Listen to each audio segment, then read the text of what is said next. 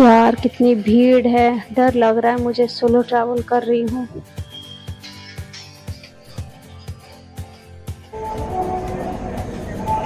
10:30 की ट्रेन थी, 12:30 बज गए, अभी तक नहीं आई हूँ। फाइनली ट्रेन आ गई। अब कितने बजे छोड़ेगी? कल क्या होगा? 5:30 बज गए। फाइनली पहुँच गई हूँ मैं।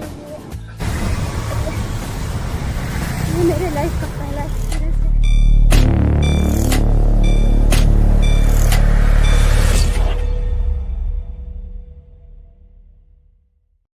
माय गॉड, हाथ से कैमरा पकड़ना कितना मुश्किल है। मिनटों में हाथ दुख रहा है मेरा। हाँ, घंटों तक सफर कैसा होगा, पर मैं ओवर एक्टिंग नहीं करूँगी। जो चीज़ें सही हैं, सटीक है, वही मैं आपको बताऊँगी। तो मैं कर रही हूँ प्री प्लान। मैंने पेपर पे भी प्लान लिख लिया है कि मुझे कैसे जाना है, कहाँ रुकना है, क्या खाना है, कहाँ जाना है, कितने समय में घूमना है, कितने समय में रेस्ट करना है।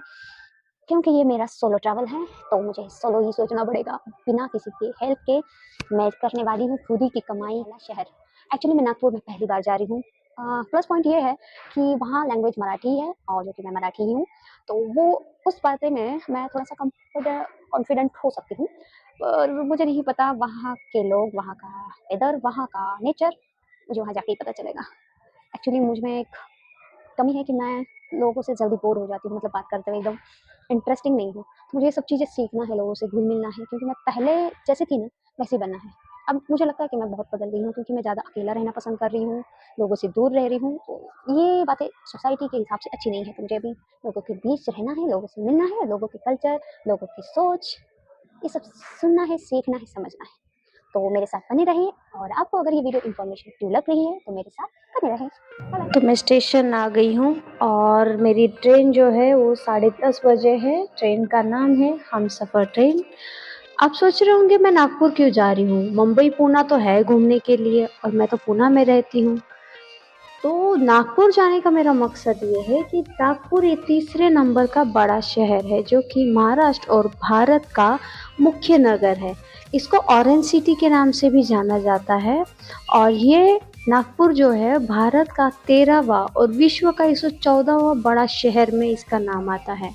और यहाँ पे दीक्षा भूमि, ड्रैगन पैलेस, और जोग्राफिकली देखा जाए तो जीरो माइलस्टोन और डायमंड क्रॉसिंग लाइन, ये 4 प्लेसेस जो है वो बहुत ही लाजवाब है। मैंने नाम सुना है, तो इसीलिए मैं वहाँ जाके उस चीज़ों को एक्सप्लोर करने वाली हूँ।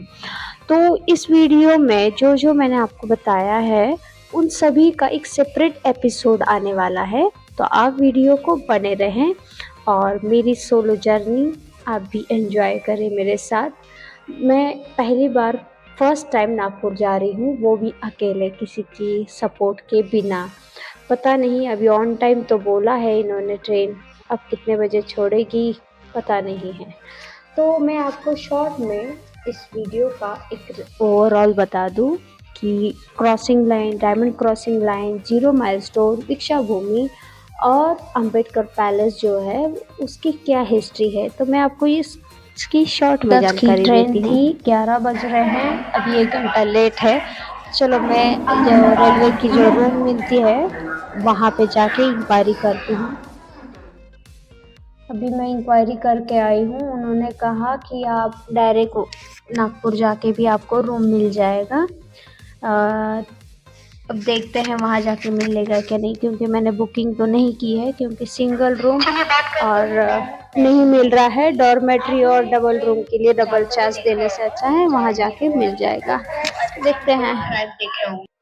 चलिए बात करते हैं डायमंड क्रॉसिंग लाइन की। आपने ट्रेन जाते हुए देखा होगा, एक जा रही है, 2 आ रही है, मतलब 2 एट अ टाइम 2 ट्रैक देखे होंगे आपने। पर डायमंड क्रॉसिंग लाइन में एट अ टाइम 4 ट्रेनें एक दूसरे को क्रॉस करते हुए जाती है, बिना किसी टकराव के। और वो जाते हुए ऐसा डायमंड शेप दिखता है, मतलब इमेजिन करो कितना अच्छा दिखता होगा। तो यही है डायमंड क्रॉसिंग लाइन, जो कि नागपुर में है।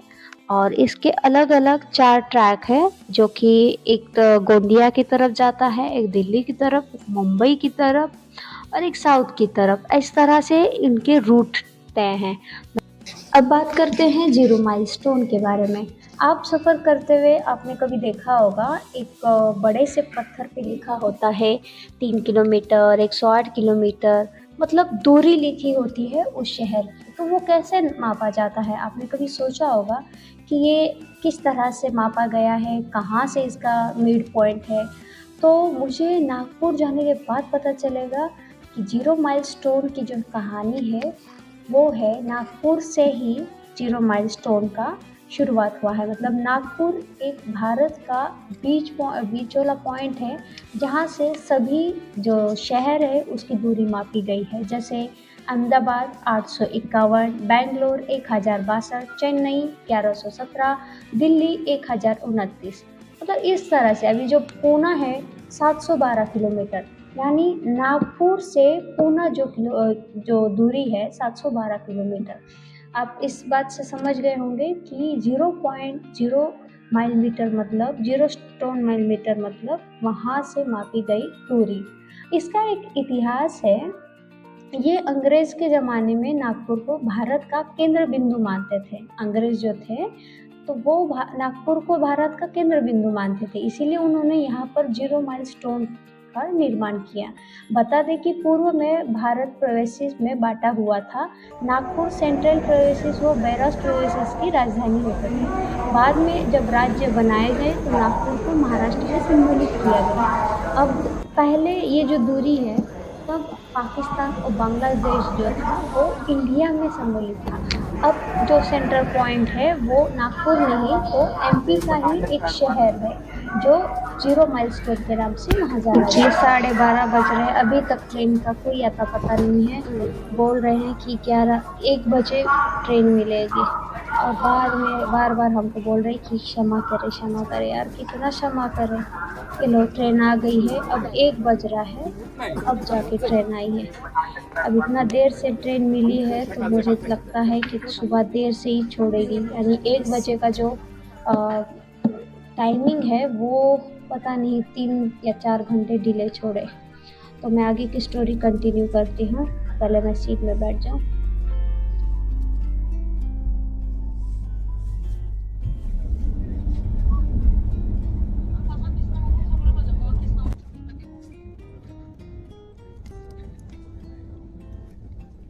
राम में यानी दत्ता में क्या फर्क है? अब बात करते हैं दीक्षा भूमि की।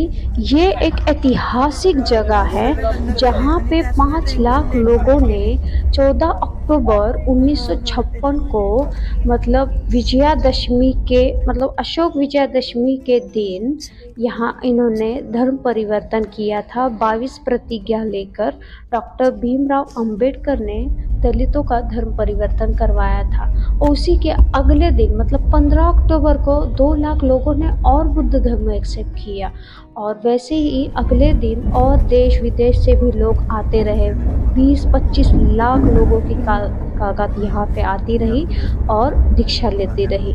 मतलब इस वीडियो का ये जो दीक्षा भूमि का वीडियो है मैं आपको नेक्स्ट एपिसोड में ज़रूर दिखाऊंगी। यहाँ पे एक बोधि वृक्ष भी है जो कि श्रीलंका से लाया गया है। और यहाँ पे बहुत बड़ा ड्रैगन पैलेस है और डॉक्टर भीमराव जी अंबेडकर का मेमोरियल पार्क है जो कि चिंचोली में स्थित है। वहाँ का कंस्ट्रक्शन, वहाँ का जो स्तूप बनाया गया है बहुत ही ज़्यादा अच्छा है। तो आपको नेक्स्ट एपिसोड में ये सब डालती रहूँगी। मेरा और कितना खर्चा हुआ 4 रातें और 3 दिन का, और मैंने रूम भी लिया, ये सब डिटेल में आपको मैं बताऊंगी। और मेरे साथ बहुत बड़ा हादसा भी हुआ, ये भी मैं आपको बताऊंगी। वैसे ट्रेन में सपोर्टर पड़ोसी बहुत अच्छे मिले थे, बाप बेटी थे। और बाप अपनी बेटी के एडमिशन के लिए इतना चिंतित था बेचारे। इमरजेंसी में उन्होंने बुकिंग की थी, 1400 की सीट उन्होंने 1500 रुपये में खरीदी थी। 5:30 बज रहे हैं। काश मेरे पापा भी इतना सपोर्टिव होते। 5:30 बज रहे हैं और अभी ट्रेन पहुंचने वाली है। ये लोग पहुंच गई। अब मुझे पहला टास्क मेरा ये है कि पहले रूम देखना है रेलवे वाला, यहाँ अवेलेबल है या नहीं। तो I hope so, wish me luck, यहाँ रूम मिल जाए मुझे, नहीं तो कुछ खैर नहीं। फाइनली नागपुर पहुंच गई हूँ, बहुत अच्छा लग रहा है। ये बहुत बड़ा स्टेशन है, 8 प्लेटफ़ॉर्म है यहाँ पे। लोग भी ठीक है, मतलब अभी तो पता नहीं पर बातचीत में तो ठीक लग रहे हैं। ज़्यादा तो हिंदी ही बोल रहे हैं यार यहाँ, पता नहीं मराठी यहाँ की तो थोड़ी-सी अलग है क्योंकि मेरी दोस्त थी नागपुर की। तो देखिए ये लोग जा रहे हैं, वैसे क्लीन है। कोबरा गैंग तो यहाँ पे भी है, साला थूकते रहते हैं, कहीं भी देश को खराब कर देते हैं। आदमी जब अकेला रहता है तो दिमाग में बहुत सारी चीज़ें चलती रहती है। क्या करूँगी, कहाँ जाऊँगी? तो ये अच्छी बात है कि मैं आज का अभी का सोच रही हूँ, पर मैं जब ऑफ़िस रहती हूँ तो मुझे कोई ख़्याल ही नहीं होता कि मैं कहाँ क्या सोच रही हूँ, कुछ नहीं। एकदम लेज़ी चल रहा है दिन। सफ़र में एक्टिव मोड में हूँ और अटैक मोड में हूँ कि कब कौन चोरी करने आ जाए और कब मैं किसी को पकड़ के पीटूँ। मुझे पीटा, मैं पीटती नहीं हूँ, मैं शांत स्वभाव की लड़की हूँ। कभी-कभी लोग आ रहे हैं। अभी मुझे ट्रेन का इंक्वायरी करने के लिए जाना है, रूम का इंक्वायरी करने के लिए जाना है। I hope so, I hope so. I am so happy and excited. जिस चीज़ का डर था वही हुआ, मुझे रूम नहीं मिली। इन्होंने कहा 8 दिन पहले ही तुमको बुकिंग करना चाहिए था, ऐसे नहीं मिलता है। ऑनलाइन भी अगर बुक करती तो भी हो जाता, पर सिंगल रूम तो नहीं है और डॉर्मेट्री का वो रिस्क नहीं ले सकते क्योंकि महिलाओं के लिए सेफ नहीं है, वहाँ पे सिर्फ जेंट्स अलाउड है। तो अब मैं जा रही हूँ बाहर देखने के लिए क्योंकि मैंने ऑनलाइन नंबर निकाला होटल वालों का, वो 2000 रुपया 12 आवर्स का बोल रहे हैं, पर मुझे 4 दिन ट्रैवल करनी है तो 2000 रुपया देकर तो कोई फ़ायदा नहीं है क्योंकि मैं ट्रैवलर हूँ, टूरिस्ट नहीं जो ज़्यादा पैसा दे के लिमिटेड ये कर एक्सप्लोर कर सकूँ। क्योंकि आपके लिए वीडियो बनाना है मुझे, तो ज़्यादा से ज़्यादा घूमना है और कम पैसों में मेरा जो ट्रैवल है वो बजट करना है कि आप कम पैसों में कैसे रह सकते हो, कम पैसों में कहाँ अच्छा खाना खा सकते हो। ये सब चीज़ें बहुत मायने रखती है as a travellers and solo traveller, क्योंकि हम सोलो ट्रैवल करते हैं तो हमें एक तो बहुत कम चांस मिलता है सोलो ट्रैवल करने के लिए और ख़ासकर महिलाओं के लिए।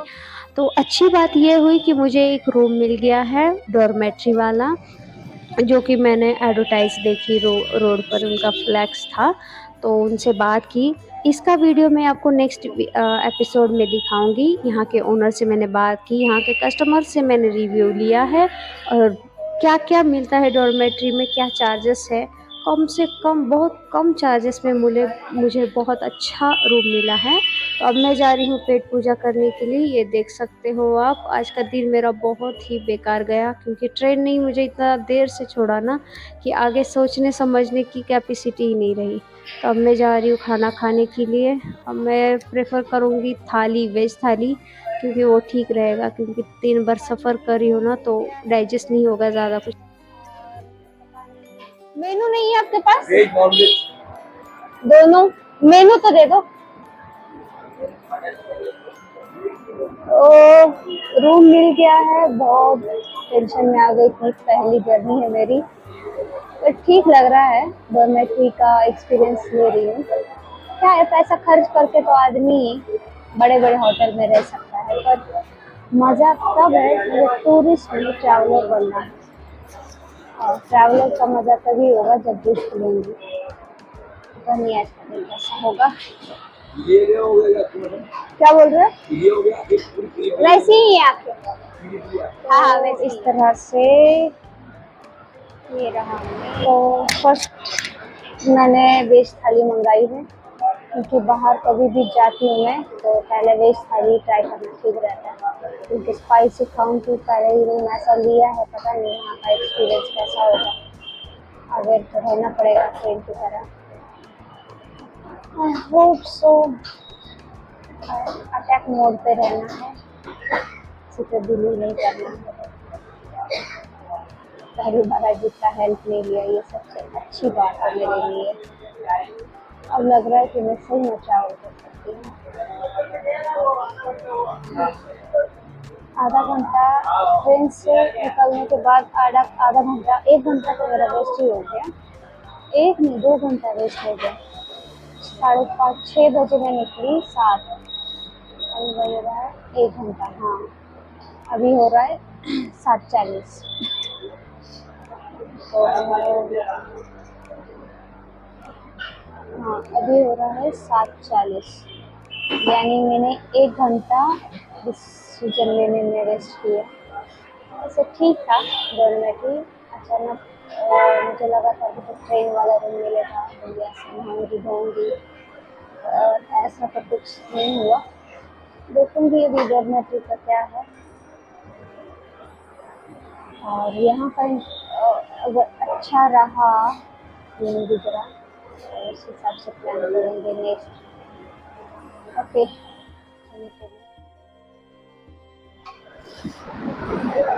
तो शुरू करते हैं खाना। जैसे आज का दिन मेरा ठीक है।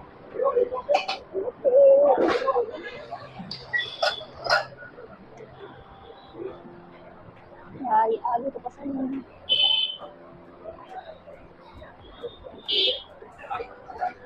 हाँ,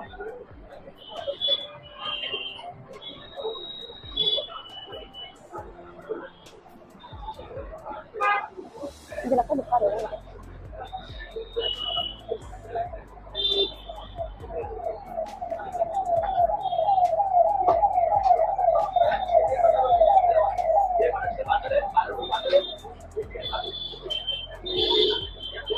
तो खाना ठीक है वैसे।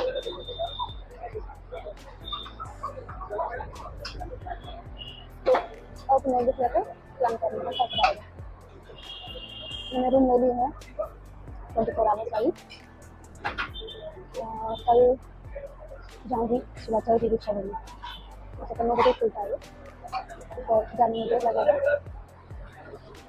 और आ गई हूँ, टेंशन नहीं है।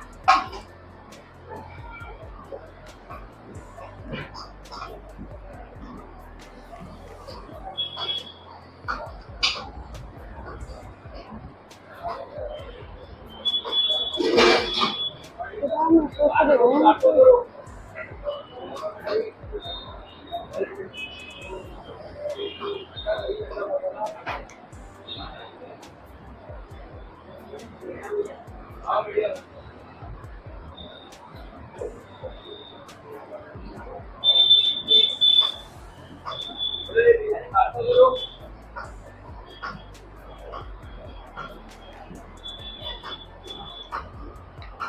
ये बहुत स्पाइसी है।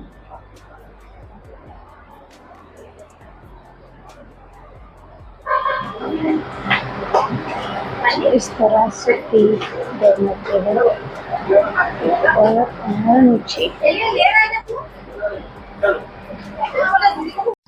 क्या आप जानते हैं 30 साल से पूरे नागपुर को पानी सप्लाई करने वाली ये ब्यूटीफुल सी झील आज यहाँ का पानी पीने लायक क्यों नहीं है?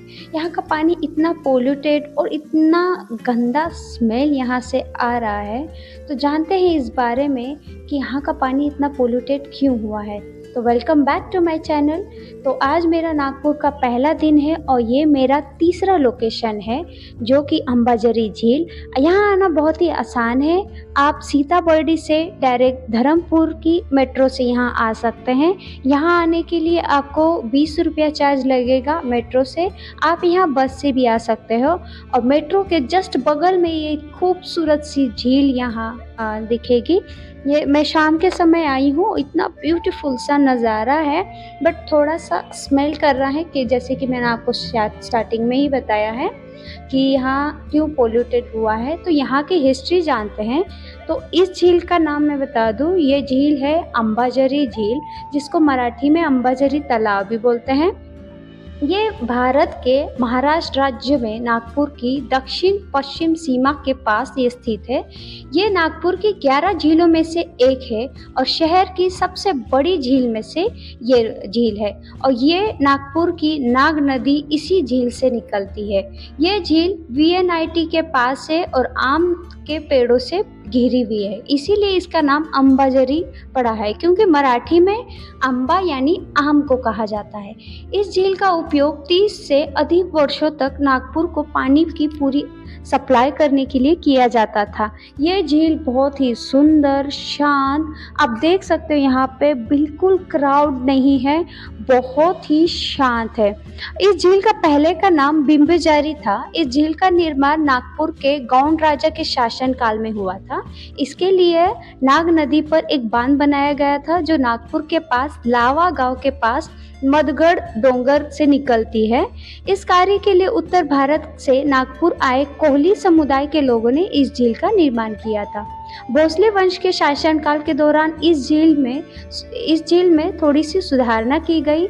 बाद में साल 1869 में सूखे के कारण झील के निर्माण में कई बदलाव किए गए, जैसे कि इसकी जो ऊंचाई है वो 17 फीट कर दी, इसकी क्षमता 3 गुना बढ़ा दी गई और सन 1870 में नागपुर में महानगर पालिका आई और प्राथमिक कार्य के रूप में उन्होंने शहर में इस झील के घरेलू जल आपूर्ति के लिए इसका यहाँ पे एक पाइप योजना लागू की, जो भोसले काल के दौरान मिट्टी का बांध बनाकर बनाई गई थी।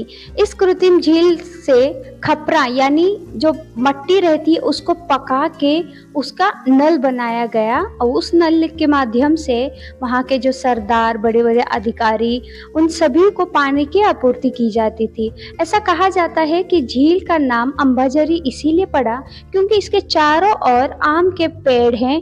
ये झील पहले लगातार लगभग 30 वर्षों से पूरे नागपुर को पानी प्रोवाइड करती थी। इसका पानी अब प्रदूषित हो चुका है, पीने योग्य नहीं है, बहुत ही गंदी बदबू यहाँ आती है क्योंकि बाद में जैसे जैसे शहर की आबादी बढ़ती गई तो पानी के अनेक स्रोत भी यहाँ पे उपलब्ध होते गए और इस झील से पानी की आपूर्ति बंद ही हो गई। हालांकि अभी इस झील का पानी अभी भी जो पास के जो औद्योगिक क्षेत्र है, बड़ी बड़ी फैक्ट्री है हिंगने में, तो वहाँ पे इसका पानी अब प्रोवाइड किया जाता है।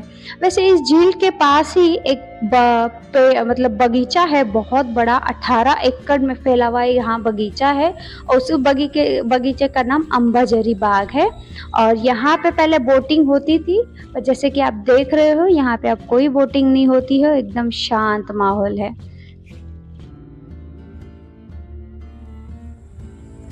आज का ये लास्ट लोकेशन है मेरा। मैं नागपुर आई हूँ जैसे कि आपको पता है। तो ये है अंबाझरी लेक, बहुत ही शांति है यहाँ पे, मेट्रो का आवाज़ छोड़कर बाकी बहुत ही बढ़िया है।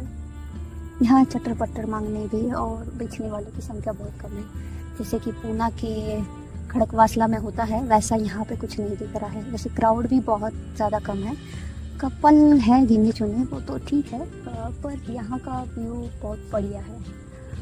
अगर आपको पीस चाहिए यानी शांति का तो आप इस जगह पे आ सकते हैं। रही बात मेरी आज के दिन के बारे में, मैं आज का वीडियो यही एंड इसीलिए करना चाहती हूँ। मैं खुद की तलाश में निकली हूँ, मैं खुद को जानना चाहती हूँ, खुद को समझना चाहती हूँ, क्योंकि भागदौड़ भरी लाइफ में मैंने खुद को खो दिया है, इसमें कह सकती हूँ। मैं आज हिस्टोरिकल प्लेस गई दीक्षा भूमि, वहाँ पे मुझे बहुत ही अच्छा लगा कुछ बातें स्किप करके, जैसे दान पेटी हो, जब पैसा दे रहे तो आशीर्वाद मिल रहा है, मतलब वो उनका कुछ होगा, पर पैसा आता है तो वहाँ पे धर्म खतरे में होता है क्योंकि पैसे का कोई धर्म नहीं रहता है। और दूसरी बात, गाड़ी वाड़ी तो सब मिल गया था मुझे, तो उसका कोई बात नहीं है। और दूसरा लोकेशन मेरा था मॉल, बियर मॉल बोल के हैं, बहुत अच्छा है, ज़्यादा बड़ा नहीं है पर अच्छा है। वहाँ पे एक्टिविटी चल रही थी ड्रग्स, एंटी ड्रग्स के खिलाफ, वहाँ पे पुलिस वगैरह आए थे, बढ़िया था वेदर वगैरह, मतलब लोग अच्छे थे, ज़्यादा किसी से बात नहीं हो पाई मेरी। और ये आई हूँ मैं तीसरा लोकेशन, तो यहाँ पे अच्छा लग रहा है, पता नहीं ज़्यादा देर तो नहीं बैठूँगी, थोड़ी देर में निकल जाऊँगी, पर ठीक है, शांति है। खुद को महसूस करना हो तो ऐसी जगह आना चाहिए, पर मैं अब कंफ्यूज हूँ कि मुझे किस चीज़ों पे कंसंट्रेट करना चाहिए। सबसे अच्छा पॉइंट तो मुझे ना नेचुरल लग रहा है, मतलब जैसे नदी, समुंदर, फॉरेस्ट, आइस, ये सब चीज़ें, क्योंकि क्या होता है ये सब प्रकृति अगर दिखाएंगे, क्योंकि लोग इस चीज़ों से वंचित होते जा रहे हैं, जब त्यौहार में मतलब हफ्ते में 1 दिन मिलता है तो भी वो कम आते हैं। क्यों ना ऐसी जगह को एक्सप्लोर करके इस जगह को बढ़ावा दूँ, क्योंकि जिस हिसाब से पोल्यूशन बढ़ रहा है, लोग प्लास्टिक का यूज़ ज़्यादा इस्तेमाल कर रहे हैं और जिस तरह से लोग इतने मतलबी हो गए हैं कि बिल्डिंग इंफ्रास्ट्रक्चर के चक्कर में अच्छे खासे पेड़ तोड़ दे रहे हैं। जैसे कि आपको मैंने दिखाया था वीडियो, तो ये तो बहुत बुरी है तरह से, अच्छा नहीं है वीडियो के लिए। तो मेरा कंटेंट ये रहेगा कि नेचुरल प्लेसेस को एक्सप्लोर करूं। हाँ, मतलब हिडन प्लेसेस।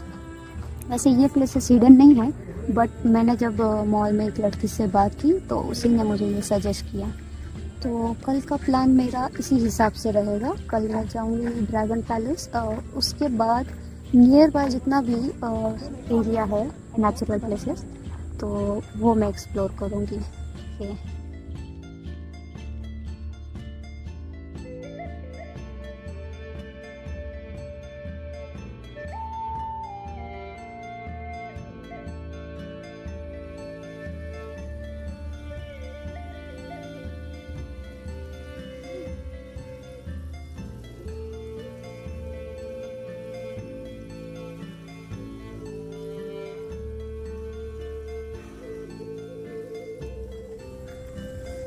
तो 5 दिन बाद मुझे ज्वाइन करनी है ड्यूटी। मुझे नहीं लगता मेरा मन लगेगा, पर चाहे 6 महीने के लिए तो निकालना पड़ेगा, क्योंकि बजट फ्रेंडली होना है तो एक्स्ट्रा अर्निंग तो करनी पड़ेगी। और मैं प्रेफर करूँगी सोलो ट्रैवल करूँगी, लोगों से मिलूँगी, ये अच्छा रहेगा मेरे लिए। आई होप सो मेरे मेंटालिटी के लोग मुझे मिल जाए, ताकि मुझे और हिम्मत मिल सके अकेले घूमने में। कम बजट में ज़्यादा से ज़्यादा आप ट्रैवल कैसे कर सकते हैं, उस चीज़ों पे मैं ज़्यादा फोकस करूँगी। जैसे कि आपका रहना खाना, जैसे मैंने कल किया, मैंने डॉर्मेट्री ली जिसका चार्जेस है 24 आवर्स के लिए 250 रुपया। और सुबह मैंने 10 रुपये वाली इडली खाई और बाद में कैंटीन में नूडल्स खाया। तो अगर आप जब भी बाहर जाते हो घूमने के लिए तो आपको सेफ प्लेसेस तो एक रहेगा डॉर्मेट्री। दूसरा रहेगा अगर खाना खाने के लिए जाना हो तो हॉस्पिटल और कैंटीन, कॉलेज कैंटीन। तो वहाँ पे क्या है, आपको इको फ्रेंडली मतलब अच्छा खाना भी मिल जाएगा और बजट में भी रहेगा, ज़्यादा कुछ तामझाम करने की ज़रूरत नहीं तो इतना सारा मेनू देख के ही आपके हड़बड़ा जाता है। और जैसे बाहर जा रहे हो तो सिंपल खाना जितना खाओगे उतना आप अच्छा ट्रैवल कर पाओगे, ज़्यादा दिन तक टिके रहोगे। जैसे यहाँ घूमस बहुत ज़्यादा हो रही है, शायद ये नागपुर बहुत ही गर्म स्थान है ऐसा लग रहा है मुझे, महाराष्ट्र में होकर भी मुझे इतना पसीना आ रहा है, पता नहीं। तो अभी निकलती हूँ मैं, हो गया है 6:10, तो मुझे जल्दी जाना चाहिए क्योंकि मैं ज़्यादा देर बाहर नहीं रह सकती हूँ, क्योंकि ये मेरी फर्स्ट जर्नी है, स्कूल मुझे लास्ट नहीं बनाना है। तो कल का मेरा प्लान यही रहेगा। कल फूड ब्लॉग भी बना सकती हूँ, ओके, मैं भी एडिटिंग कर सकती हूँ। वैसे आज की ब्लॉग में बहुत सारी बातें हुई तो उसको एडिट करना है अभी।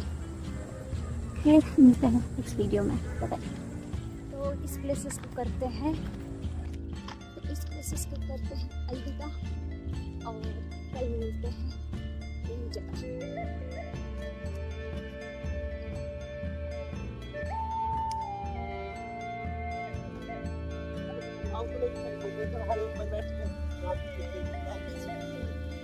तो हम जाएंगे कहीं और।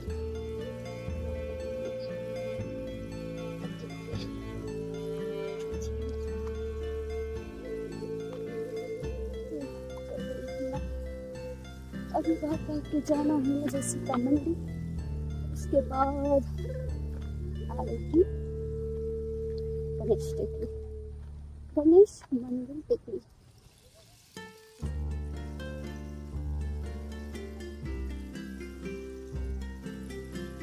यहाँ मैं हूँ और कुछ कपल्स हैं और कुछ मछुआरे हैं और हम यहाँ पे घूम रहे हैं। तो इस ब्यूटीफुल व्यू का मज़ा लीजिएगा, वीडियो में ऐसे ही बने रहिएगा और वीडियो एंड तक देखने के लिए आपका धन्यवाद। मुझे कमेंट कीजिएगा, लाइक कीजिए और मेरे चैनल को सब्सक्राइब कीजिएगा। अगर आप मेरा वीडियो देख के यहाँ आ रहे हो तो ज़रूर कमेंट कीजिएगा और इस तरह की बढ़िया से नेचर को हम जितना विज़िट करेंगे, जितना हम यहाँ पे आएंगे उस तरह से इन सब चीज़ों को हम सेव कर पाएंगे, हम बचा पाएंगे। ये देखिए यहाँ ही मेट्रो स्टेशन है और पास ही में झील है। यहाँ रहने वालों को कितना अच्छा लगता होगा ना, मतलब सोचिए इतनी शांत जगह, गिने चुने लोग। गर्मी बहुत ज़्यादा है यहाँ, बाकी और सब ठीक है यहाँ।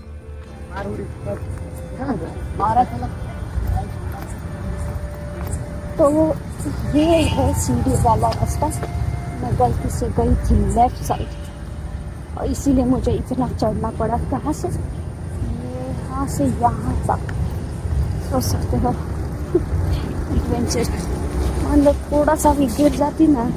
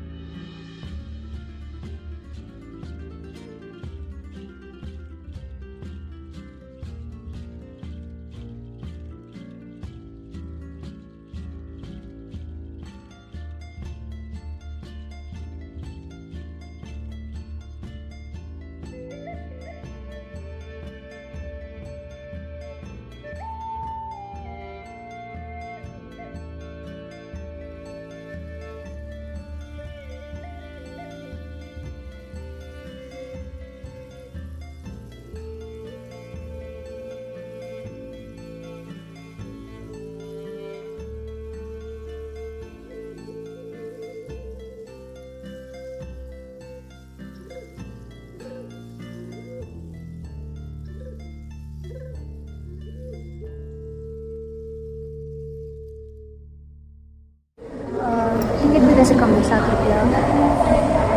टिकट भी वैसे कम है, 7 रुपया बस अकॉर्डिंग टू डेस्टिनेशन। ऑनलाइन आप ऐप भी डाउनलोड कर सकते हो और व्हाट्सएप से भी कर सकते हो। यहाँ का स्कैनर स्कैन करके आपको व्हाट्सएप पे डिटेल आ जाएगा, आप वहीं से पे भी कर सकते हो। अच्छा फैसिलिटी है, जल्दी से टिकट बुक भी हो जाता है और कोई दिक्कत वाली तो कोई चीज़ है नहीं। और अच्छा रहा ट्रेन का सफ़र, रेयर पेट्रोल का सफ़र। रिक्शा वाले भी ठीक है, बस 20 के ऊपर ज़्यादा नहीं बोलते हैं। मुझे कभी लगता है आप कितना बोला हो, भोले हो, ज़्यादा भोली मत बनिए क्योंकि आजकल तो दुनिया पूरा बना दिया। तो अब आएगी मेरी सीतापुर लगेगी ट्रेन और उसके बाद डिपेंड करता है रिक्शा करना। ठीक है, आएगा।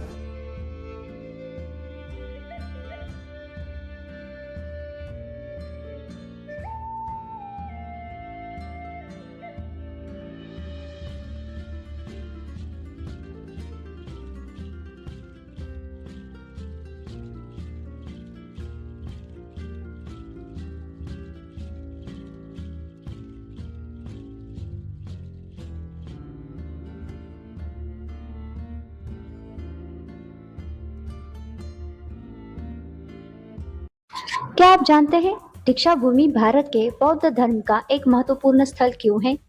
यहाँ का जो बोधि वृक्ष है वो कहाँ से लाया गया था और कितने साल पुराना है? क्या आप जानना चाहते हैं इन सभी सवालों का जवाब जो मैं खोज रही हूँ? तो आप भी जानना चाहते हो तो वैसे ये सवाल आपको अपने इतिहास और संस्कृति के बारे में जानने का मौका देगा, तो पूरा वीडियो जरूर देखिएगा। तो hello guys, welcome back to my channel. कैसे हो आप सब? उम्मीद है आप सब अच्छे होंगे। तो आज मैं आई हूँ दीक्षा भूमि, नागपुर के एक सबसे फेमस प्लेसेस जिसका नाम है दीक्षा भूमि। तो यहाँ आना बहुत ही आसान है। यहाँ आप रिक्शा से आ सकते हो, बस से आ सकते हो या मेट्रो से भी आ सकते हो। यहाँ का टाइमिंग 7 से 8 बजे तक है। यहाँ कोई आपको टिकट देने की ज़रूरत नहीं है। सिर्फ आपको कैमरे की परमिशन यहाँ लेनी होगी। तो ये देखिए यहाँ का रूट मैप मैंने आपको दे दिया है। आप रेलवे स्टेशन से भी दीक्षा भूमि रिक्शा करके डायरेक्ट आ सकते हो, जिसमें आपको 100 रुपया चार्ज लगेगा। मेट्रो के लिए आपको सीताबर्डी आना पड़ेगा, वहाँ से आप इंस्टीट्यूट ऑफ इंजीनियरिंग कॉलेज की मेट्रो ले सकते हैं, जो कि आप 7 रुपया में यहाँ आ जाएंगे। और अगर सैटरडे या संडे हो तो यहाँ मेट्रो का जो टिकट है वो हाफ लगता है, और अदरवाइज़ आपको फुल चार्ज लगता है। और यहाँ 100 रुपया का आपको वन डे का पास भी मिल जाएगा। और अदरवाइज़ आप बस से भी आ सकते हो, बस में आपको 12 रुपया में यहाँ तक छोड़ देंगे। तो ये देखिए मैं आ गई हूँ दीक्षा भूमि। यहाँ आपको कंपलसरी, अगर आप ब्लॉगर हो तो आपको कैमरा की परमिशन लेनी है। यहाँ आसानी से परमिशन मिल जाएगी। आप जब अशोक विजयादशमी के दिन आते हैं तो यहाँ पे आपको बहुत ज़्यादा भीड़ दिखाई देगी, अदरवाइज़ यहाँ बहुत शांति है, यहाँ कोई रोक टोक नहीं है, आपको कोई रोक टोक नहीं करेगा, ना ही यहाँ पे कोई एंट्री चार्जेस है। ये है हमारे देश का कॉन्स्टिट्यूशन। आज इसी की बदौलत मैं यहाँ आ पाई, घूम पा रही हूँ और मैं इस तरह से बात कर पा रही हूँ। थैंक्स अ लॉट, कॉन्स्टिट्यूशन के कारण मुझे इस तरह की आज़ादी मिली है। तो चलिए बढ़ते हैं आगे की ओर। सबसे अच्छी बात यहाँ ये लगी, यहाँ भिक्षु मठ भी है जहाँ भिक्षु रहते हैं, और यहाँ 22 प्रतिज्ञा भी दी गई है। मुझे कमेंट करके बताइएगा आप इनमें से कितनी प्रतिज्ञा फॉलो करते हैं, सच सच बताना। और चलो बढ़ते हैं आगे की ओर। ये है बोधि वृक्ष। तो बोधि वृक्ष की भी कहानी बहुत ही लाजवाब इंटरेस्टिंग है, मैं आपको आगे बताऊंगी। तो चलिए व्यूज़ का मज़ा लीजिएगा। यहाँ पे कुछ इंस्ट्रक्शन दिए गए हैं। यहाँ आपको चप्पल बाहर निकालनी है, बैग बाहर निकालना है और फिर अंदर प्रवेश करना है। तो ये देखिए बोधि वृक्ष, ये रहा हॉस्टल। तो मैं चल रही हूँ आगे। तो अब बात करते हैं नागपुर की, कि ये नागपुर में ही दीक्षा भूमि क्यों है, नागपुर का नाम कैसे पड़ा। तो यहाँ पे 27 किलोमीटर की दूरी पे नाग नदी बहती है, और नाग नदी के पास जो रहने वाले लोग हैं वो नाग बस्ती वाले लोग हैं। और इसीलिए यहाँ का जो इतिहास है, मतलब भगवान बुद्ध के समय यहाँ आर्य और नाग लोगों में कट्टर दुश्मनी थी, और नाग समुदाय को ख़त्म करने का आर्य लोगों की इच्छा थी। और इसीलिए आर्य लोगों ने वर्ण व्यवस्था की शुरुआत की, और वर्ण व्यवस्था के अनुसार नाग लोगों को शूद्र का दर्जा दिया गया, यानी अस्पृश्य उनको माना गया। तो बुद्ध के रूप में नाग लोगों को उनका उद्धारकर्ता मिला, इसीलिए नाग लोगों ने बुद्ध धम्म का प्रचार प्रसार किया, और इस महान कार्य को वो आगे करते रहे। और जो नाग बस्ती थी, जो नागपुर में है और नाग नदी के पास है, इसीलिए यहाँ का नाम नागपुर पड़ा, और इसे हम ऑरेंज सिटी के नाम से भी जाना जाता है। और इस कार्य को, यानी दीक्षा भूमि को प्रचार करने का, और उस चीज़ को, मतलब दीक्षा भूमि को महान स्थान बनाने का सबसे बड़ा दर्जा हम डॉक्टर बाबा साहब अम्बेडकर जी को देते हैं, जिन्होंने यहाँ पे बुद्ध धम्म की दीक्षा ली। ये इतना शांतिपूर्वक स्थान है और सबसे महत्वपूर्ण और पवित्र स्थान है। यहाँ लोग अपने परिवार, बच्चों के साथ, अपने दोस्तों के साथ यहाँ दूर दूर से आते हैं, यहाँ बैठते हैं। ये देखिए ये फैमिली आई है, ये बहुत दूर से आई है, और ख़ासकर यहाँ जो पास वाले हैं, अकोला साइड, यवतमाल साइड, वहाँ से भी लोग बहुत ज़्यादा आते हैं। ये देखिए यहाँ का व्यू मैं जूम करके दिखा रही हूँ आपको। मुझे ना बुद्ध की मूर्ति देख के इतना अच्छा और सुकून फील होता है ना कि मैं क्या बताऊँ, बहुत ही अच्छा लगता है मुझे। मैं उनके बारे में जितना पढ़ी हूँ और पढ़ना चाहती हूँ, बहुत कुछ जानना चाहती हूँ। मैं यहाँ दीक्षा भूमि में आई हूँ।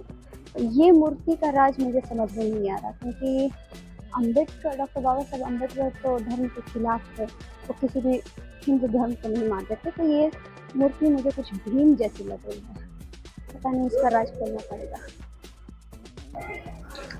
मैंने जब इनकी मूर्ति को गौर से देखा, तब मैंने देखा इनके हाथों में अशोक स्तंभ है, और अशोक स्तंभ तो एक महान राजा के हाथ में ही होता है, और वो है सम्राट अशोक। आज उन्हीं के कारण हम बुद्ध को जान पाए हैं, क्योंकि उन्होंने अपने बच्चों को श्रीलंका और दूसरे देश में जाके बुद्ध का प्रचार करने के लिए कहा था। ये इतने महान राजा थे।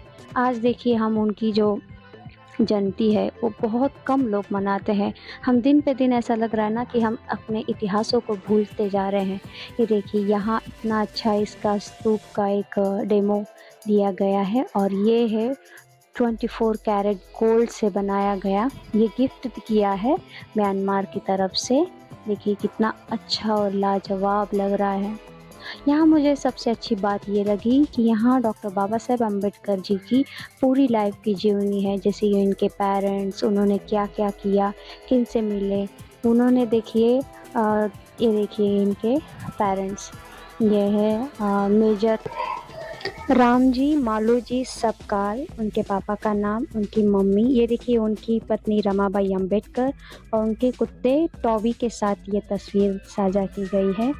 और ये देखिए इनके पूरे, जो खासकर ये पेरियार जी को भी जानते थे, उनके अच्छे मित्र थे, इसीलिए उनकी विचार जो है उतना बदलाव हुआ उनके विचार। मतलब ये देखिए शाहू जी महाराज, ये उनका ग्रुप। और ये देखिए संत एकनाथ महाराज के साथ उन्होंने उनके समाधि स्थान पे वो गए हैं। मुझे विद्रोही एकनाथ महाराज की किताब पढ़नी है। अगर आपके पास कोई लिंक हो तो मुझे ज़रूर डीएम कीजिएगा, मैं ज़रूर विज़िट करूँगी और आपको रिप्लाई करूँगी। ये देखिए उनकी लाइफ को इतनी अच्छी तरह से साझा किया गया है और बहुत ही शांतमय जगह है। सच बताऊं तो मैं पूरी तरह से नास्तिक हो गई हूँ, पर एकलौते बुद्ध हैं जिनके चरणों पे मैं झुक रही हूँ, उनको प्रणाम कर रही हूँ, क्योंकि उन्होंने स्पष्ट कहा है कि मैं तुम्हारा मुक्तिदाता नहीं तो मैं मार्गदाता हूँ। और ये विचार मुझे बहुत ही ज़्यादा प्रभावित किए गए हैं, क्योंकि मैं अब तक चमत्कारों के ही फेर में रहती थी, पर मैं अब जैसे जैसे समझ रही हूँ, पढ़ रही हूँ, क्योंकि डॉक्टर बाबा साहेब अम्बेडकर जी ने कहा है कि मेरी मूर्ति बनाने से अच्छा है मुझे पढ़ो, मुझे जानो, और यही महान लोगों की विचार होते हैं। ये देखिए यहाँ कितना अच्छा स्पेस दिया गया है, क्योंकि यहाँ विजयादशमी, बुद्ध पूर्णिमा, डॉक्टर बाबा साहेब अम्बेडकर की जयंती जब होती है तो यहाँ बहुत सारे लोग आते हैं विज़िट करने के लिए दूर दूर से। वैसे दीक्षा भूमि में बताऊँ तो 1956 में दीक्षा भूमि में एक साथ डॉक्टर बाबा साहेब अम्बेडकर ने लाखों लोगों के साथ धम्म अपनाया था, और इसीलिए दीक्षा भूमि जो है वो फेमस है।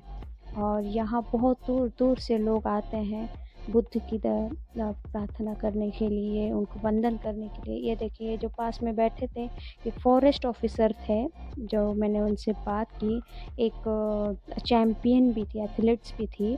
और ये देखिए अब ये रहा बाहर का नज़ारा। वैसे यहाँ बार बार दीक्षा भूमि को गिराने का प्रयास किया जाता है। ये देखिए ये जो लगाया गया है पार्किंग के नाम पे, यहाँ पे खुदाई हो रही थी, जब स्तूप हिलने लगा तो यहाँ के लोगों ने विरोध किया और इसीलिए अब वो कंस्ट्रक्शन रुक गया है। तो चलिए आते हैं ये बोधि ये वृक्ष रहा के बोधि पास। वृक्ष। ये श्रीलंका की तरफ से लाया गया था और कितना अच्छा लग रहा है, एकदम शांत फुल वातावरण है। हाँ, एक बात अच्छी दिखी मुझे कि फ़ोटो वीडियो के लिए कोई रोका-टोकी नहीं है और बहुत बढ़िया लग रहा है। जिस सुकून की तलाश में मैं हूँ, मुझे लगता है यहाँ कुछ हद तक मुझे सुकून मिला है। और सोच रही हूँ उस ज़माने में, मतलब इस चीज़ को 56 साल हो गए हैं जब अपना डॉक्टर बाबा साहेब अम्बेडकर ने यहाँ पे लगवाया था बुद्ध की निशानी के तौर पे। यहाँ पे लिखा भी गया है, ये पेड़ 80 साल पुराना है। ये पेड़ डॉक्टर बाबा साहेब अम्बेडकर के लिए महत्वपूर्ण था क्योंकि इन्होंने यहाँ पर बुद्धिज़्म कन्वर्जन किया था। ये पेड़ अभी तक जिंदा है और ये स्थल के लिए एक प्रतीक है। इस पेड़ की रक्षा नागपुर के एडमिनिस्ट्रेशन और बुद्धिस्ट समाज के लोग करते हैं। ये पीपल के पेड़ श्रीलंका से लाया गया था। डॉक्टर बाबा साहेब अम्बेडकर ने 1936 में श्रीलंका से एक पीपल का पेड़ मंगाया था, जो बुद्ध गया के बोधि ट्री की एक शाखा थी। बोधि ट्री वही पेड़ है जिसके नीचे लॉर्ड बुद्धा ने प्रबोधन प्राप्त किया था। डॉक्टर बाबा साहेब अम्बेडकर ने ये पेड़ दीक्षा भूमि पर लगाया था। ये पेड़ अभी तक जिंदा है और यह स्थल के लिए एक प्रतीक है। ये पेड़ का रक्षक नागपुर एडमिनिस्ट्रेशन और बुद्धिस्ट समाज के लोग करते हैं। तो 1956 में डॉक्टर बाबा साहेब अम्बेडकर ने यहाँ पर 5 लाख लोगों के साथ बुद्धिस्ट कन्वर्जन किया था, जो कि एक ऐतिहासिक घटना थी और इसीलिए यहाँ पर स्तूप बनाया गया और लोग दूर दूर से अपने परिवारों के साथ यहाँ आते हैं। तो ये है भिक्षुओं का निवास स्थान। यहाँ पे मैंने महिला भिक्षु भी देखा, जो कि बाकी धर्मों में कभी महिलाओं को कोई प्रायोरिटी नहीं दी गई। तो यहाँ पे मैंने महिलाओं का एक संघ देखा। ये देखिए महिला भिक्षु है। मैंने इनसे बात की। ये यहाँ पे रहते नहीं हैं पर डेली अप डाउन करते हैं और यहाँ इनको सब फैसिलिटी मिलती है। तो यहाँ तो इस तरह से मेरा टूर होता है यहीं ख़त्म। तो अब मैं जा रही हूँ सेकंड डेस्टिनेशन की तरफ। तो इस तरह से यहाँ का पूरा व्यू है। तो अगर आपको कुछ डाउट हो लोकेशन को लेके या कुछ वीडियो को लेके तो मुझे ज़रूर कमेंट कीजिएगा। और ये देखिए मैं जा रही हूँ बाहर। ये रहा फ्रंट व्यू। मैंने कुछ अपनी तस्वीरें ली और मैं अब आ रही हूँ बस स्टॉप की तरफ। यहाँ खाने के लिए आपको कुछ नहीं मिलेगा। पास ही इंजीनियरिंग कॉलेज है तो वहाँ की कैंटीन से आप कुछ ले सकते हो। ये देखिए बाहर आने के बाद आपको ऐसे स्टॉल दिख जाएंगे। यहाँ बहुत सारी इंटरेस्टिंग किताबें हैं। मैंने इनमें से 2 किताबें ले ली। मुझे किताबें पढ़ना बहुत पसंद है। जर्नी और किताब यही मेरी जीवन का एक हिस्सा बन गया है। तो यहाँ मैं अब जाने वाली हूँ सेकंड डेस्टिनेशन। ये रहा कैंटीन का बिल। 70 रुपये का मैंने नूडल खाया है। एक दूसरा नूडल मिला है। क्या कॉलेज कैंटीन थी इसीलिए। तो अब मैं सोच रही हूँ नियर बाई। ये देखिए मैंने ये बुक ली। ये युद्ध ग्रस्ता कबीर और शिवाजी महाराज की 2 किताबें।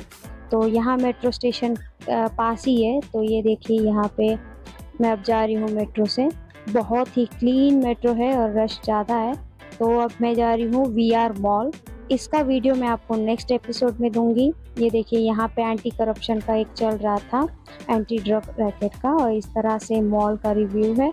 बहुत अच्छा मॉल है। छोटा सा है पर अच्छा है। यहाँ पे सब फैसिलिटी है। गेम्स है और फूड वाला है, सिनेमा है, गेम जोन। मुझे तो सिर्फ खास आपके लिए मैं यहाँ आई हूँ शांतिवन चिंचोली में, जो कि नागपुर में ही स्थित है। और मैं 3 किलोमीटर चलकर यहाँ आई हूँ। ये रही मेरी टिकट। जंगल सफारी से फैक्ट्री की मैंने बस ली और फैक्ट्री से मैं आई हूँ शांतिवन। आपको सच बताऊं ना, मुझे यहाँ लिफ्ट मिली ना कोई आदमी। इतना सुनसान रास्ता, ना गाड़ी कुछ, तो भी मैं यहाँ चल के आई हूँ। मुझे थोड़ा सा डर लग रहा था पर कॉन्फिडेंस था और मैं एक्साइटेड थी कि मुझे आगे चल के क्या मिलेगा। तो यहाँ बहुत अच्छी बातें हैं। यहाँ डॉक्टर बाबा साहेब अम्बेडकर जी की बहुत सारी यादों को संजो के रखा गया है। तो ये रहा मेन गेट और यहाँ से हम एंट्री करेंगे। वाह क्या वेलकम हुआ है मेरा। और सच बताऊं तो यहाँ बहुत ही शांति है। गिने चुने लोग मुझे दिखाई दिए। तो अब बात करते हैं शांतिवन, जो कि चिंचोली में स्थित है। ये चिंचोली नागपुर में आता है। यहाँ की बात किया जाए तो स्वर्गीय श्रीमती गोपिकाबाई बाजीराव ठाकरे ने 1957 में 11.36 एकड़ जमीन दान की थी। 1956 से 1984 तक यह जमीन अनुपजाऊ थी। स्वर्गीय वामनराव गोडबोले ने 1985 में इस जमीन पर कुछ रचनात्मक कार्य शुरू किए और तब से इस जमीन का नाम शांतिवन रखा गया। शांतिवन के नामकरण के पीछे प्रेरणा ये थी कि उन्होंने 25 साल जाटवन में गुजारे और अमरपाली में उन्हें अमरवन दान में दिया था। स्वर्गीय वामनराव गोडबोले ने सोचा कि शांतिपूर्ण जीवन के लिए अंधकार में रहना जरूरी है और इसीलिए उन्होंने पूरे क्षेत्र का नाम शांतिवन रख दिया। आरंभिक अवस्था में उन्होंने एक झोपड़ी का निर्माण करवाया था जिसका नाम शांति कुटी रखा गया। शांति धम्म प्रचारक प्रशिक्षण विद्यालय का भवन निर्माणाधीन है। शांति प्रिंटिंग प्रेस का भवन बनकर तैयार हो चुका है तथा वहां मीठे पानी का कुआं भी बन चुका है। अतिथि गृह शांति अतिथि गृह का भवन बनकर तैयार है। संग्रहालय का निर्माण हो चुका है, जिसे डॉक्टर बाबा साहेब अम्बेडकर द्वारा अपने जीवन काल में उपयोग की गई वस्तुएं तथा अन्य सामग्री जैसे कोट, टाई, टाइपराइटर, पांडुलिपि, कंदील, लेजर आदि संग्रहालय में प्रदर्शित किए गए हैं, जहां हर वर्ष डॉक्टर बाबा साहेब अम्बेडकर के लाखों अनुयायी आते हैं। शांतिवन बुद्ध विहार का निर्माण कमल के पत्तों की नक्काशी के साथ किया गया है, जिसकी संख्या 109 है। 109 कमल के पत्तों की अवधारणा ये है कि डॉक्टर बाबा साहेब अम्बेडकर का जन्म 14/9/1900 को हुआ था। यह आंकड़ों का योग 109 है। जय भीम के बाद 1932 में नारा लगा और इस बुद्ध विहार की माला 32 फीट ऊंची रखी गई। भगवान बुद्ध ने 29 वर्ष की आयु में अपना नाम छोड़ा था और डॉक्टर बाबा साहेब अम्बेडकर ने 13 अक्टूबर 1929 को मुंबई में महाड़ पंचायत की एक बैठक बुलाई थी। इसीलिए बुद्ध विहार की ऊंचाई 29 फुट है। भगवान बुद्ध को 35 वर्ष की आयु में ज्ञान प्राप्त हुआ था और डॉक्टर बाबा साहेब ने 1935 में येवला में धर्म परिवर्तन की घोषणा करते हुए कहा था, मैं हिंदू पैदा हुआ हूँ, लेकिन मैं हिंदू रूप में नहीं मरूंगा। इसलिए विहार के शीर्ष पर कमल के 35 पत्ते उकेरे गए। बुद्ध विहार में 14 खिड़कियां हैं। क्योंकि उनका जन्म 14 अप्रैल को हुआ था, उन्होंने 14 अक्टूबर को बुद्ध धर्म अपनाया और उन्हें नागपुर में 14 एकड़ जमीन मिली, जिसे दीक्षा भूमि के नाम से जाना जाता है। आपने मेरी पहले की वीडियो देखा होगा, तो वहाँ पे मैंने दीक्षा भूमि के बारे में पूरी डिटेल बताई है, जहाँ 1956 में वर्ष बुद्ध धर्म अपनाने की सबसे महत्वपूर्ण घटना वहाँ हुई थी। इसीलिए बुद्ध विहार 56 फीट लंबा है। हर दिन डॉक्टर बाबा साहेब अम्बेडकर के 200 से अधिक अनुयायी शांतिवन का दौरा करते हैं। पर मुझे लगता है यहाँ आने के बाद मैंने जिस तरह का यहाँ का नज़ारा दिखा, यहाँ की मेंटेनेंस देखी, मुझे लगता है जैसे एलोरा एजेंटा केव्स को वहाँ के यूनेस्को ने जैसे अपने अंडर लिया है और वहाँ की देखरेख होती है। अब वहाँ पे कोई छेड़खानी नहीं होती है, कोई तोड़फोड़ नहीं होते हैं। उस तरह से ही मुझे लगता है यूनेस्को जैसी कंपनी अगर यहाँ पे भी शांतिवन को अगर अपने अंडर ले, तो यहाँ का जो कंस्ट्रक्शन रुका गया है वो भी ठीक से हो सकता है। और यहाँ की जो रचना है वो मुझे बहुत अच्छा लगा। कमी सिर्फ यह है कि यहाँ ध्यान देने की बहुत ज़रूरत है। और आप सभी से मेरी ये निवेदन है कि आप सभी टूरिस्ट यहाँ पे भरपूर मात्रा में यहाँ आइए, विज़िट कीजिए। जिस तरह से हमारे टूरिस्ट लोगों की संख्या बढ़ेगी, उसी तरह से यहाँ का जो देखरेख है उन चीज़ों में तेज़ी आने लगेगी। तो यहाँ का इंफ्रास्ट्रक्चर बहुत ही कमाल का है, आप वीडियो में देख ही रहे हो। ऐसा लग रहा है कि मैं कहीं विदेश में आई हूँ। पर दुख की बात ये है कि यहाँ कोई मेंटेनेंस नहीं है। ये देखिए, ये एक उपासक हॉल दिख रहा है, तो अंदर से दिखाती हूँ। ये तो बंद है, तो इसीलिए खिड़की से देखिए एकदम गंदा है। देखिए जाली है, फैन वैन लगा है, पर बहुत ही डस्ट है। कोई क्लीन नहीं करने वाला है यहाँ, और गिने चुने लोग आते हैं वैसे टूरिस्ट मिलने के लिए यहाँ।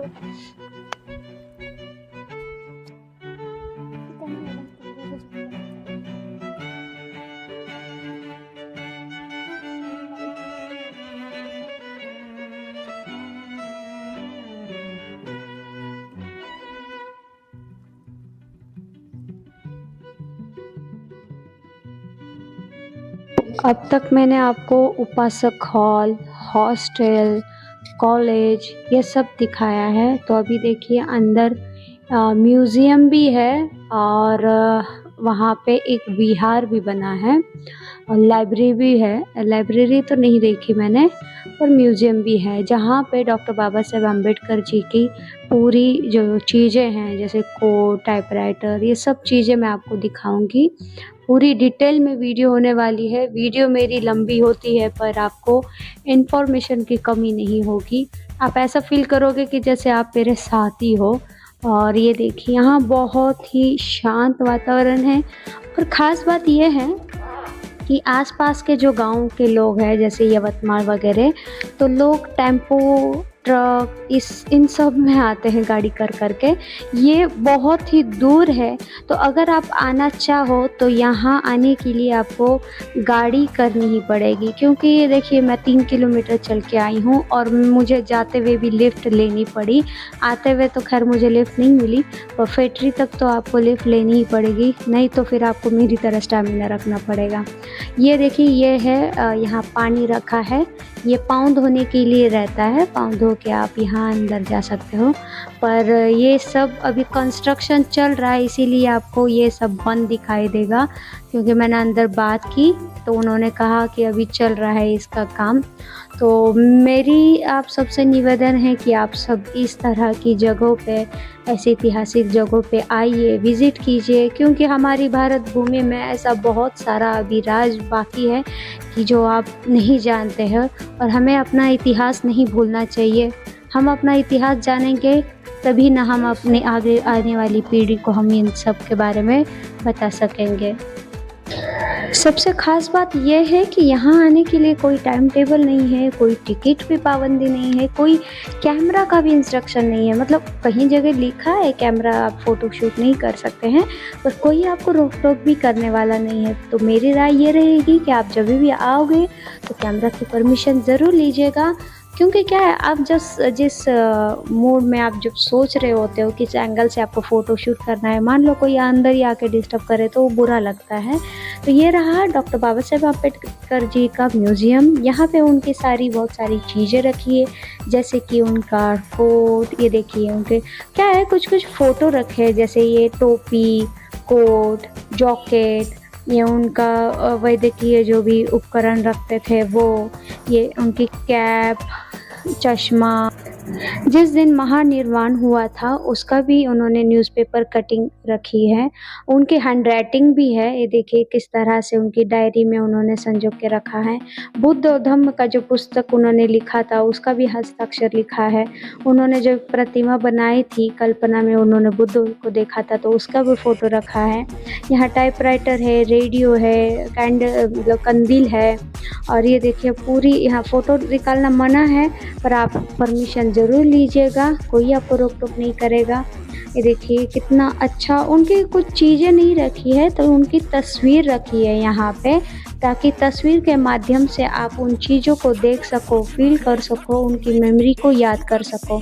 तो ये देखिए इतना अच्छा रखा, अच्छी तरह से सजाया गया है और बहुत ही क्लीन किया है। मुझे सबसे ज़्यादा क्लीन तो ये चीज़ दिखी। ये देखिए यहाँ पे पास ही में विहार है, यहाँ पे बहुत अच्छी बुक्स हैं और उनकी गीत यहाँ बजाते रहते हैं। यहाँ खाना खाने के लिए पानी भी है, वॉशरूम की भी व्यवस्था है, तो आप यहाँ आके बैठ के खाना खा सकते हो। चलिए अब विहार का अंदर जाके देखते हैं विहार किस तरह से है। तो ये देखिए लोग आते रहते हैं, पर जितनी तादाद मुझे चाहिए ना, मतलब उस हिसाब से नहीं। ये वही धम्म सेनापति हैं डॉक्टर गोडबोले जी, तो इन्होंने ही इन सब का शांतिवन का निर्माण किया है, और इतनी अच्छी तरह से डॉक्टर बाबा साहेब अम्बेडकर और बुद्ध की प्रतिमा को इतनी अच्छी तरह से सजाया गया है, क्लीन रखा गया है, और यहाँ आके बहुत ही सुकून सा लगा, क्योंकि 3 किलोमीटर चल कर आई हूँ, पर यहाँ बिल्कुल थकान नहीं हुई। बहुत ही अच्छा वातावरण इन्होंने मेंटेन किया है। तो यही है गोडबोले जी जिन्होंने ये सब चीज़ें की है। तो आप ज़रूर यहाँ आइए, शांतिवन में ज़रूर विजिट कीजिए, आना बहुत ये है सबसे खास जगह जो कि शांति और आस्था का प्रतीक है। यहाँ किस तरह से लोग दूर दूर से आए हैं।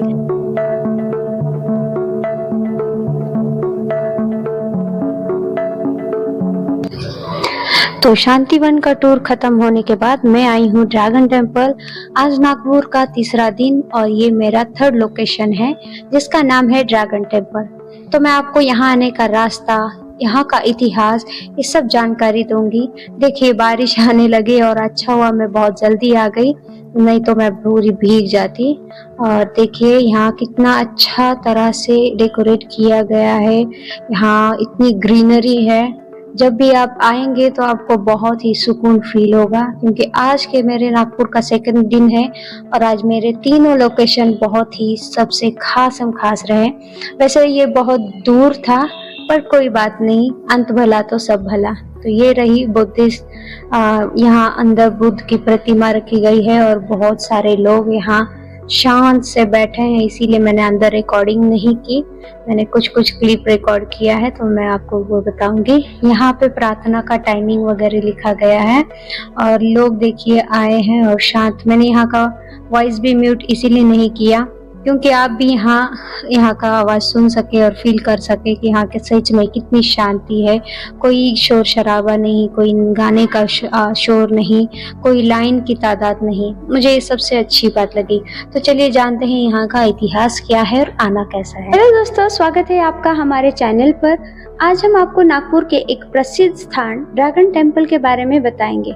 यह एक ऐतिहासिक और धार्मिक स्थल है जहां लोग शांति और आस्था की तलाश में आते हैं। अगर आप भी ड्रैगन टेम्पल जाना चाहते हो तो इस वीडियो में हम आपको रास्ता, यात्रा के विकल्प और इसकी ऐतिहासिक महत्व के बारे में पूरी जानकारी देंगे। तो सबसे पहले बात करते हैं ड्रैगन टेम्पल तक कैसे पहुंचा जाए। तो अगर आप नागपुर में यात्रा कर रहे हो यानी नागपुर के रहवासी हो तो यह टेम्पल शहर के केंद्र से कुछ किलोमीटर दूरी पर है। आप बस, रिक्शा या ऑटो रिक्शा या टैक्सी से आसानी से ड्रैगन टेम्पल तक पहुंच सकते हो। अगर आप सार्वजनिक परिवहन का उपयोग करना चाहते हैं यानी जैसे बस, तो आप नागपुर शहर के प्रमुख बस स्टैंड से ड्रैगन टेम्पल के लिए सीधी बस ले सकते हो। बस से यात्रा बस स्टैंड से ड्रैगन टेम्पल तक। इसके अलावा आप ऑटो रिक्शा या टैक्सी से भी आसानी से इस स्थान तक पहुंच सकते हैं। टैक्सी या ऑटो की सुविधा 24 घंटे उपलब्ध है। यदि आप निजी वाहन यानी अपने बाइक से आना चाहते हो तो आप मुख्य सड़क से ड्रैगन टेम्पल तक सीधी यात्रा कर सकते हैं। अब बात करते हैं ड्रैगन टेम्पल के इतिहास की। तो यह मंदिर खास तौर पर एक अनोखी धार्मिक संरचना है जिसमें ड्रैगन का प्रतीक देखा जाता है। यहाँ की वास्तुकला और भव्यता दर्शनीय है। इस टेम्पल को एक विशेष धार्मिक उद्देश्य के तहत स्थापित किया गया था और यह अपने अद्भुत आकार और धार्मिक महत्व के कारण पर्यटकों को आकर्षित करता है। यह मंदिर न सिर्फ धार्मिक आस्थाओं को समर्पित है, बल्कि यह एक शांति और ताजगी का एहसास भी देता है। यहाँ लोग पूजा करते हैं, ध्यान लगाते हैं और प्रकृति के साथ एकात्मकता का अनुभव करते हैं। ड्रैगन टेम्पल का आंतरिक हिस्सा भी बहुत ही आकर्षक है, जिसमें ड्रैगन की मूर्तियां और धार्मिक चित्रकला का अनुभव मिश्रण दिखाई देता है। यह मंदिर न केवल हिंदू भक्तों के लिए है, बल्कि यहाँ आने वाले पर्यटकों के लिए एक यादगार स्थल बन चुका है। अगर आप नागपुर आ रहे हैं तो ड्रैगन टेम्पल की यात्रा जरूर करें। यह जगह आपके धार्मिक, सांस्कृतिक और ऐतिहासिक अनुभव को बढ़ाएगा। तो दोस्तों, अगर आपको ये वीडियो पसंद आया होगा तो वीडियो को लाइक करें, सब्सक्राइब जरूर करें, अपनी यात्रा के अनुभव को कमेंट में शेयर करें और हमसे जुड़े रहे। तो धन्यवाद। हमारे चैनल को सब्सक्राइब करें और नई वीडियो के लिए बेल आइकन को जरूर दबाएं। तो जैसे कि आप ये फोटो देख रहे हो, यहाँ पे भी एक ड्रैगन टेम्पल है। यहाँ का जो लोकेशन है वो बहुत ही अच्छा है। यहाँ हर तरफ आपको बुद्ध ही बुद्ध दिखेंगे। वैसे खासकर मैंने नागपुर में नोटिस किया कि यहाँ बहुत सारे जगह बुद्ध नगर है, बुद्ध कॉलोनी है, बुद्ध की ही मूर्तियाँ हैं, बुद्ध विहार है। वैसे दीक्षा भूमि भी यही है, शांतिवन भी यही है, ड्रैगन टेम्पल भी यही है। मतलब बुद्ध का और इस नागपुर की कुछ तो रोचक कहानी मुझे लगती है ज़रूर होगी, क्योंकि इतनी सारी प्रतिमाएं कभी मैंने किसी शहर में नहीं देखी है, जैसे इवन पूना में भी नहीं देखी है। तो मैं इसका खोज ज़रूर करूँगी। ये देखिए बहुत तेज़ बारिश हो रही है, तो अभी मैं रिकॉर्ड कर रही हूँ। यहाँ बहुत ही अच्छा सुकून फील हो रहा है। तो ये देखिए ये प्रतिमा, इस तरह के बहुत सारे टेम्पल मैंने देखे हैं इसी एरिया में। तो इस एरिया का मैं आपको डिस्क्रिप्शन में पूरी डिटेल दे दूँगी। और जैसे कि आप जान ही गए हो, यहाँ आने के लिए मैंने रिक्शा से मैं यहाँ आई हूँ, इसीलिए मैंने इस वीडियो में आपको टिकट नहीं दिखाई है, सिर्फ रूट बताया है। तो यहाँ आना बहुत ही आसान है। आप ज़रूर यहाँ आइए, विज़िट कीजिए और एक अपने ध्येय को साध्य करने की कोशिश कीजिए। चलिए मिलते हैं नेक्स्ट वीडियो में, तब तक के लिए अपना ख्याल रखिएगा। हेलो दोस्तों, welcome back to my channel. जैसे कि आप जानते हो, आज मेरा नागपुर का सेकंड डे और ये पहला लोकेशन है जो है गोरेवाड़ा जूलॉजिकल पार्क। जैसे कि आप जानते हो, मैं जहाँ भी जाती हूँ आपको पूरी डिटेल जानकारी देती हूँ, जैसे कि कैसे जाना है, क्या चार्जेस है, क्या टिकट है। इस तरह से आप वीडियो पे बने रहें और ऐसे ही मुझे सपोर्ट कीजिए। आपको इस तरह के बहुत सारे अचंभित करने वाले नज़ारे ज़रूर दिखेंगे। तो मैं रेलवे स्टेशन से यहाँ आई हूँ सीताबर्डी के लिए। 12 रुपया चार्ज लगेगा। आप बस से आ रहे हैं, रिक्शा भी आपको छोड़ देगी। उसके बाद आपको ब्राह्मणी जाने वाली बस पकड़नी है, जो कि आपको 19 रुपये में जंगल सफारी के नाम से टिकट मिलेगा और वो आपको छोड़ देंगे। एक 10 से 15 मिनट यहाँ आने के लिए लगेगा। तो ये देखो, ये आ गई हूँ मैं Bala Saheb Thackeray Gorewada international zoological park. तो आज मैं इसे एक्सप्लोर करने वाली हूँ। पास ही है, आसान है, बस से आ सकते हैं। ये ब्राह्मणी जाने वाला रोड है। देखते हैं यहाँ क्या मिलेगा।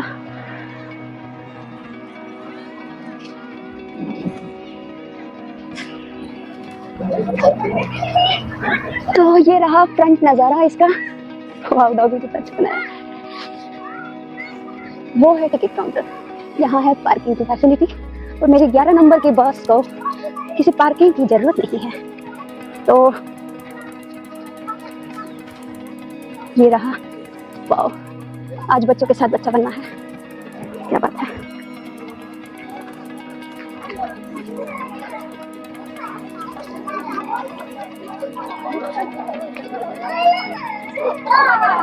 ये रहा टिकट काउंटर। आज संडे है इसीलिए थोड़ी सी भीड़ दिख रही है।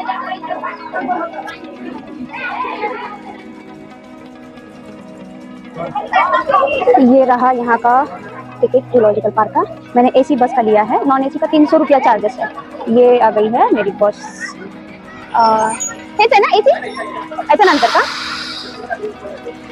कशाची ग्रोथ? ओ अच्छा, मिनिमम 20 जण पाहिजे ना? Okay okay. याचे काय चार्जेस असेल बसचे? मग त्याच्यामध्ये 20 लोक इंक्लूडेड? वाव, हे छान है। ये देखो, ये बस में 20 लोग हैं। 400 रुपया इस बस का चार्जेस है। मतलब 400 में 20 लोग भी आ सकते हैं। कम से कम 20 लोग चाहिए। अगर आप अकेले हो तो ऐसे घाटे का सौदा कर सकते हो। यानी मैंने अकेले बस ले ली। इस लॉजिक से तो मुझे इस बस में चढ़ना चाहिए। खैर, ये 1 घंटा घुमाएगी और तो यहाँ का बात है।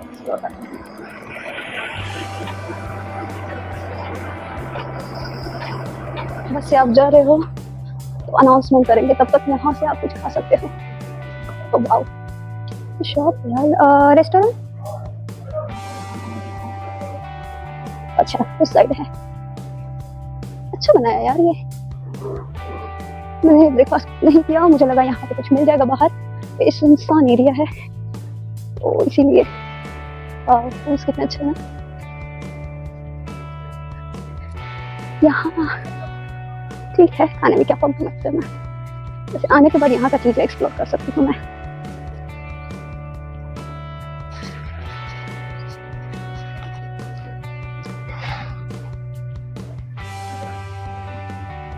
क्या बात है।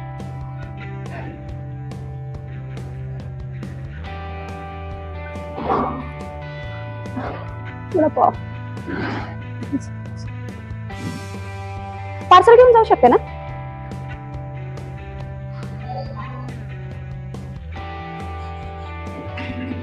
आइसक्रीम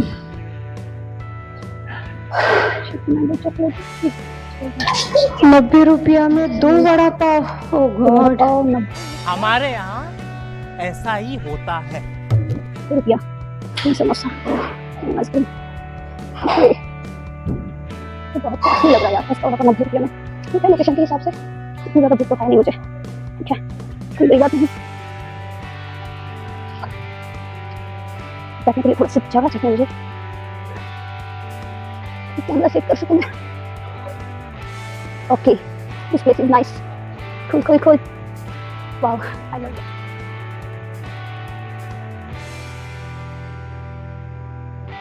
वो शिफ्ट होगा या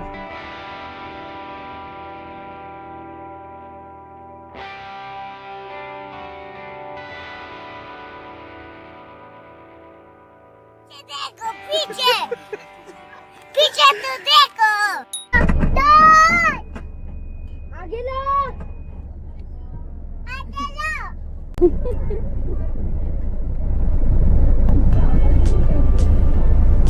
देखना जल्दी देख अम्मा तो देख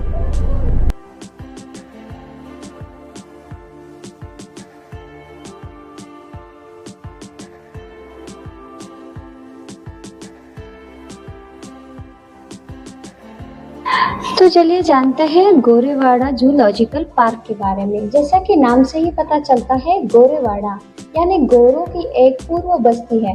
खैर, यह एक शासक की संरचना की अवधारणा है।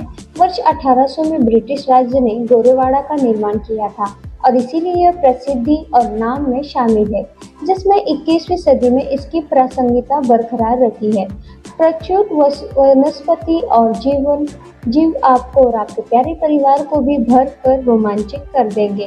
गोरेवाड़ा चिड़ियाघर में अनौपचारिक वर्चस्व का एक प्रसिद्ध इतिहास है, जिसे तत्कालीन ब्रिटिश शासकों के अधिकारियों और उनके परिवारों के लिए ग्रीष्मकालीन आश्रम स्थल के रूप से पहचाना और चुना गया था। आज गोरेवाड़ा अंतर्राष्ट्रीय चिड़ियाघर का एक क्षेत्र नागपुर में 0 माइल से 8 किलोमीटर दूर पड़ता है। गोरेवाड़ा आज बोरगांव, फ्रेंड कॉलोनी और फैक्ट्री जैसे कुछ प्रमुख क्षेत्रों में घिरा हुआ है। यहाँ आपके अपने वाहन या सार्वजनिक परिवहन द्वारा भी आसानी से पहुँचा जा सकता है। मैं आपको इसके बारे में पूरी डिटेल दूंगी, कितना टिकट लगता है नागपुर रेलवे स्टेशन से यहाँ आने के लिए। और सिर्फ अंग्रेजों के बारे में ही नहीं, बल्कि अपने प्राचीन भारतीय जीवन में भी इसकी मौजूदगी 21वीं सदी में मिलती है। गोरेवाड़ा के विकास की एक श्रृंखला शुरू की गई थी और ये अब अंतर्राष्ट्रीय प्राणी उद्यान, जंगल ड्राइविंग, बायो बचाव केंद्र, बायो पार्क, बांस विभाग, झील और पहाड़ियों की अन्य प्रकृति सुंदरता से घिरा हुआ है, जो नागपुर में सबसे अच्छा पर्यटक स्थल माना जाता है। यहाँ का जो 1914 हेक्टेयर में ये फैला हुआ है और 20 किलोमीटर का क्षेत्र इन्होंने कवर किया है। जैसे कि यहाँ आप आओगे तो यहाँ आपको भारत की सफारी अपनी पूरी महिमा है विस्मय और आश्चर्य के साथ आपको तेंदुआ सफारी, स्थल भालू सफारी, शाकाहारी सफारी, बाघ निकट भविष्य में इसकी अफ्रीकन सफारी, रात्रि सफारी और आदिवासी परिश्रम भी शामिल होंगे, जो बाला साहेब ठाकरे गोरेवाड़ा अंतर्राष्ट्रीय उद्यान को अंगदुकों और निवासियों दोनों के लिए एक अनुकूल स्थान बनाता है। इसके दौरान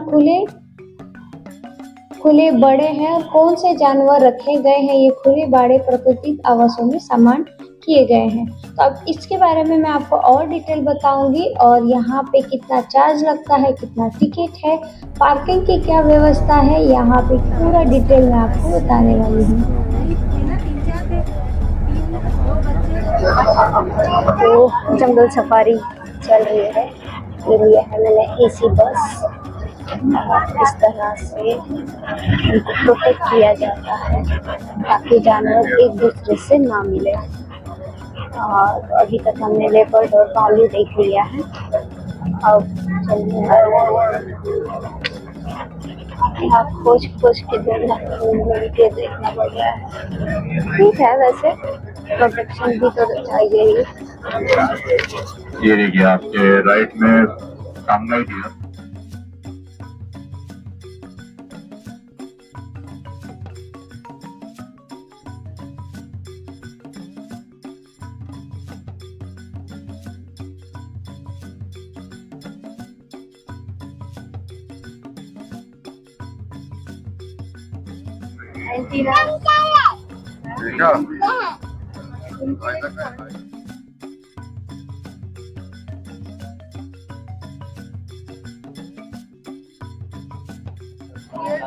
ब्लैक है ये खतरनाक क्वालिटी है। अभी हमें बियर भी मिला, भालू वो दूसरा वहां पे बैठा है। वो ब्लैक तीसरा भी हिरन बैठा है वहां पे। भाई साहब को दिखाओ।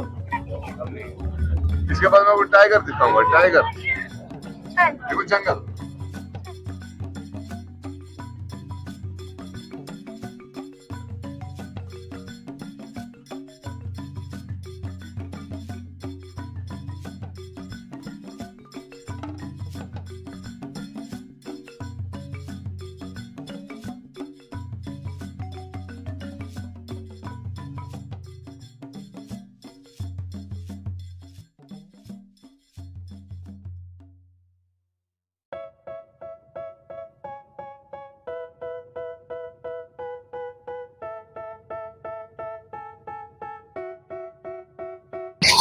यहाँ की सबसे अच्छी बात ये लगी कि हर सेक्टर में तालाब बनाया गया है और जब जानवर पानी पीने आते हैं तब वहाँ के जो टूरिस्ट मतलब वहाँ के जो गार्ड हैं वो कॉल करके बताते हैं कि हाँ यहाँ पे पानी पीने आ गए हैं, अब आप टूरिस्ट को लेके आ सकते हैं।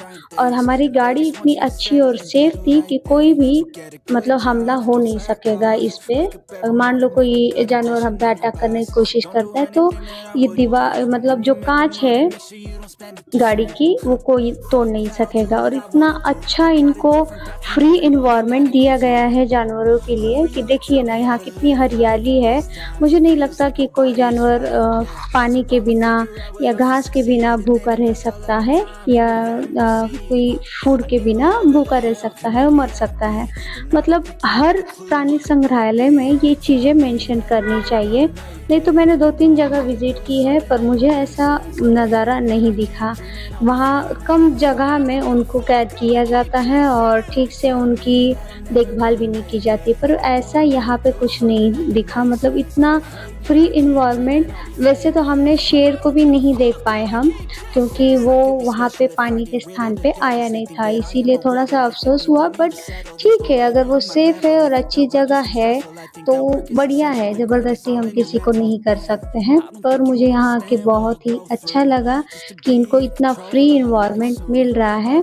और यहाँ पे ऐसा लगा कि जानवर फ्री और इंसान कैद है। पर ठीक है, कभी कभी कैद होना ही ठीक रहता है। जैसे हम लॉकडाउन में कैद थे पर हमारे सेफ्टी के लिए कैद थे, तो वैसे जानवरों को फ्री रखना ही चाहिए, क्योंकि उनको बंदिश करना, उन पे जुल्म ढाना ये तो बुरी बात है। तो चलिए, आपको वीडियो कैसा लगा मुझे कमेंट करके ज़रूर बताइएगा। पता है कुछ गलतियाँ हो गई होगी तो मैं नेक्स्ट टाइम तो सुधार करूँगी। चलिए मिलते हैं, बाय बाय। मैं अभी ली और राजकुमार यानी दोनों टाइगर को मिलने जा रही हूँ। देखते हैं।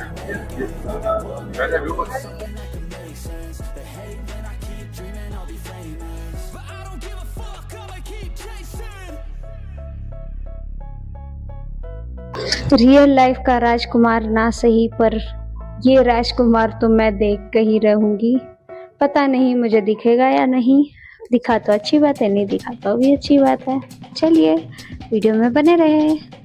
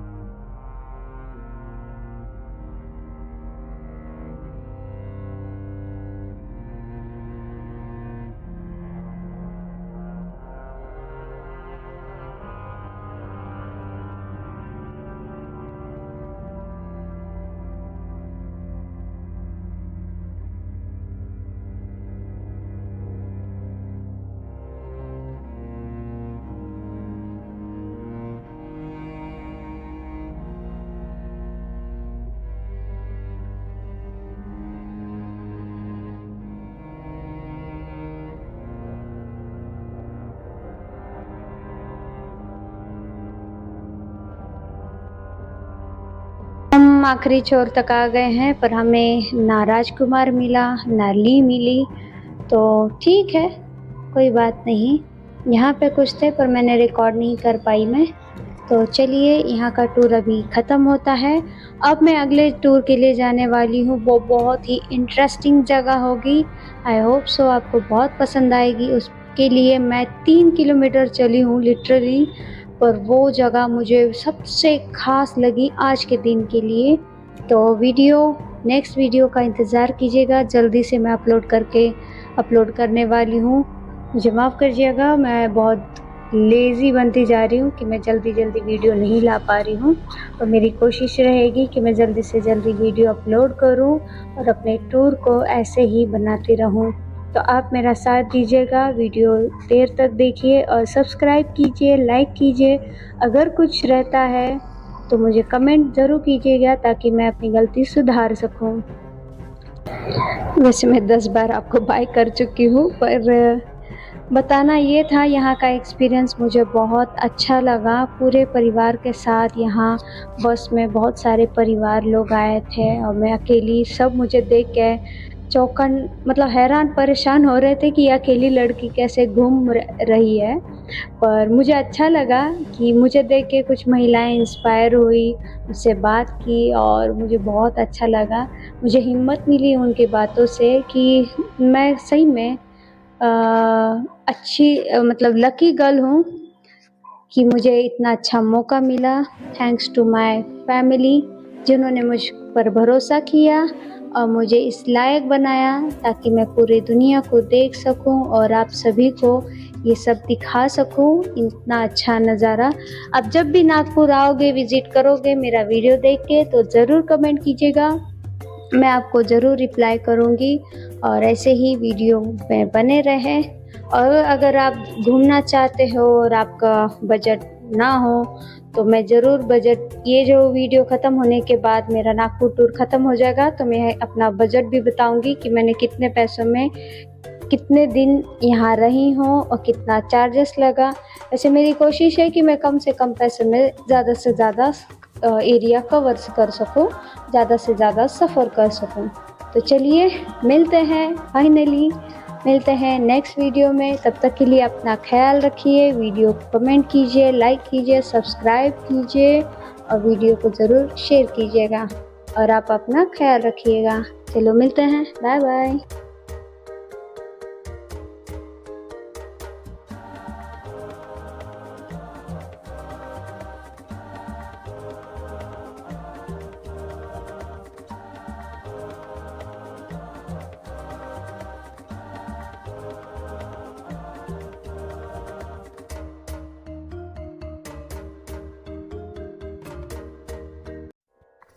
हाइजीन का बहुत ख्याल रखा जाता है, डेली सफाई होती है।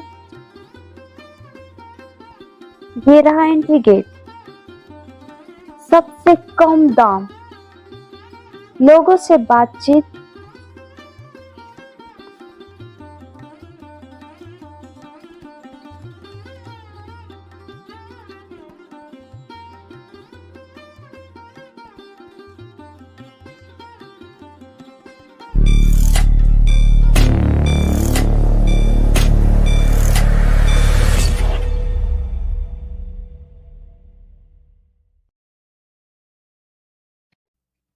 हेलो दोस्तों, कैसे हो आप सब। जैसे कि आप जानते हो, आपने मेरा पहला वीडियो देखा ही होगा कि मैं यहाँ नागपुर में आई हूँ। एक्चुअली कल मेरे साथ एक बहुत बड़ा हादसा हुआ। वो मेरी ही गलती थी क्योंकि मुझे एन मौके पे रूम मेरी कैंसिल हो गई। मैंने सोचा यहाँ आके बुकिंग कर लूँगी क्योंकि सिंगल रूम तो ऑनलाइन नहीं दिख रहा था, डबल रूम और डॉर्मेट्री दिख रही थी।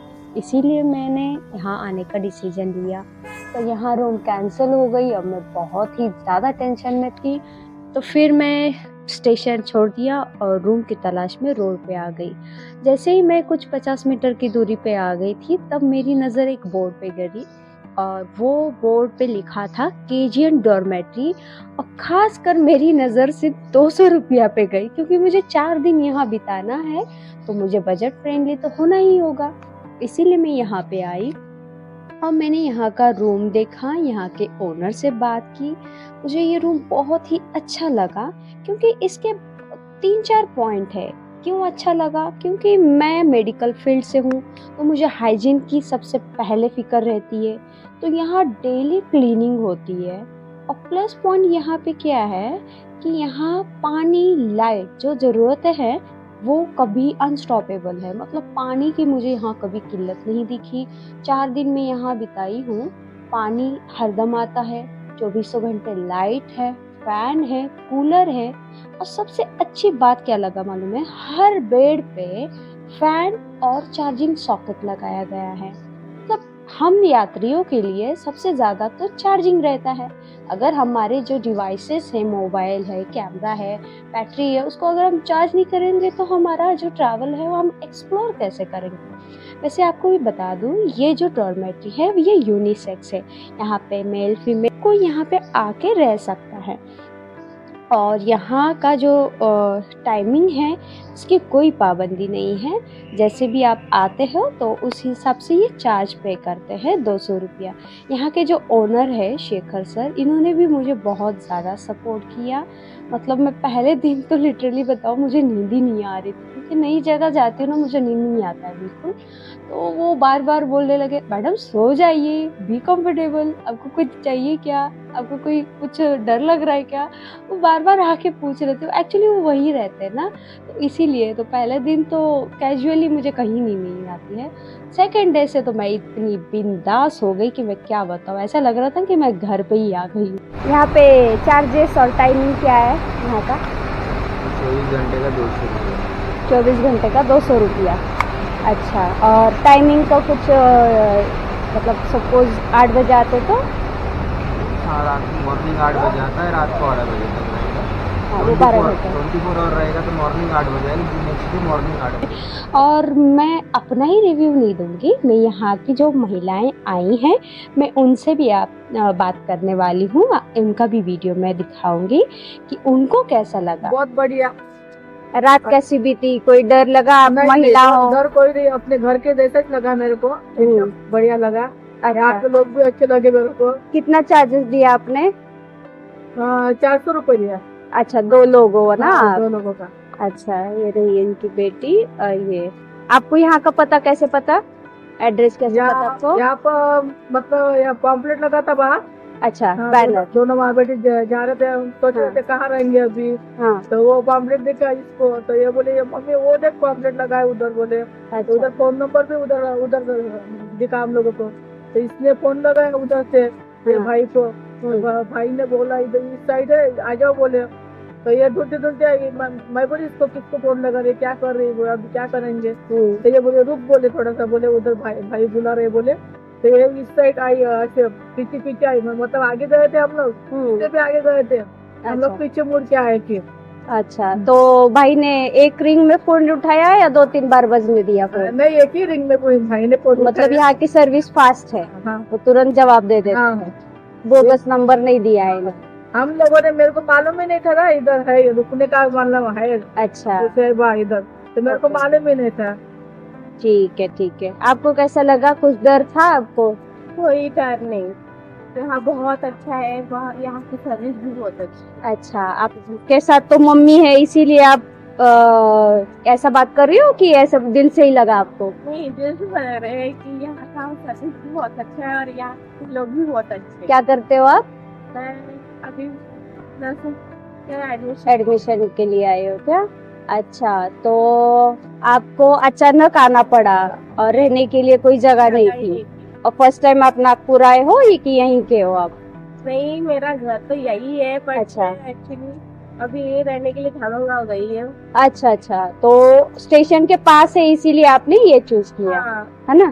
तो इस तरह से यहाँ का अच्छा फीडबैक है।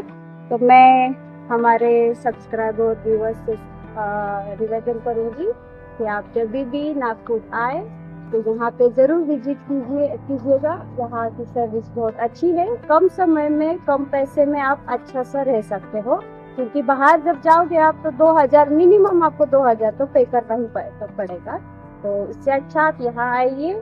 और यहाँ के जो भाई हैं वो बहुत अच्छे हैं, वो तुरंत फोन रिसीव करते हैं ऐसे नहीं कि 2-3 बार रिंग बजने देंगे, क्योंकि पर्सनली एक्सपीरियंस मेरा है, क्योंकि मैं यहाँ 3 दिन से स्टे कर रही हूँ और यहाँ पे महिलाएं आती जाती रहती है जिनका 1 डे 2 डे का प्लान रहता है इस तरह से। और यहाँ पे पास ही ये जो सामने दिख रहा है ये होटल्स है, मेन रोड उसके पास है में होटल, और यहाँ पे आप स्टे कर सकते हो। इस तरह से यहाँ का लोकेशन है, मैं आपको डिस्क्रिप्शन बॉक्स में पूरा लोकेशन दे दूंगी। अरे वाह, ये तो लोकल लोग हैं। सोचो, लोकल लोग यहाँ आकर ट्रस्ट से रह सकते हैं एज अ टूरिस्ट। अगर मैं दूर से आई हूँ, मान लो मेरे साथ कुछ फ्रॉड होता है तो मैं तो उतना एक्शन नहीं लूंगी, पर लोकल लोग हैं तो इनको तो डर के रहना चाहिए ना कि लोकल लोग तो कैसे होते पता ही है। तो जब ये लोकल लोग यहाँ आके इतना फ्रेंडली रह सकते हैं तो हम टूरिस्ट को तो बिंदास आना ही चाहिए। क्या बोलती पब्लिक, आओगे नहीं यहाँ पे? वैसे बता दूं, ये जो वीडियो है ये स्पॉन्सर नहीं है, ये मेरा अपना खुद का एक्सपीरियंस मैं यहाँ शेयर कर रही हूँ।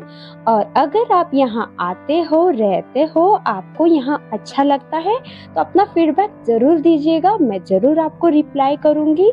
और ये वीडियो ज़्यादा से ज़्यादा लोगों को शेयर कीजिएगा ताकि किसी की यहाँ हेल्प हो जाए, क्योंकि नागपुर बहुत सारे लोग घूमने आते हैं, क्योंकि आपको पता ही यहाँ दीक्षा भूमि है, ड्रैगन टेम्पल है, बहुत सारे टूरिस्ट स्पॉट्स हैं जो हम बाहर से आते हैं। जैसे मैं पहली बार नागपुर आई थी तो मैं बहुत कंफ्यूज थी।